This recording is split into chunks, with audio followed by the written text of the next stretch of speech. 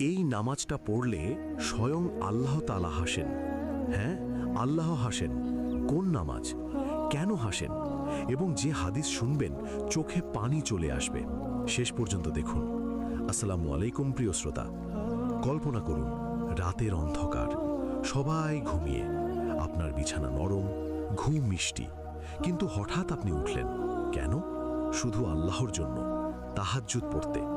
এই মুহূর্তে আকাশে কি ঘটছে জানেন? আল্লাহ তাআলা ফেরেশতাদের বলছেন, দেখো আমার বান্দাকে, সে নরম বিছানা ছেড়ে, ঘুম ছেড়ে শুধু আমার জন্য দাঁড়িয়েছে। রাসূল সাল্লাল্লাহু আলাইহি ওয়াসাল্লাম বলেছেন, আল্লাহ তাআলা তাহাজ্জুদ পড়া বান্দার ওপর হাসেন, মানে অত্যন্ত খুশি হন। কিন্তু আরও অবিশ্বাস্য ঘটনা আছে। আল্লাহ তাআলা রাতের শেষ তৃতীয়াংশে প্রথম আসমানে নেমে আসেন এবং বলেন, কে আছো দোয়া করার, আমি কবুল করব। কে আছো ক্ষমা চাওয়ার, আমি মাফ করব।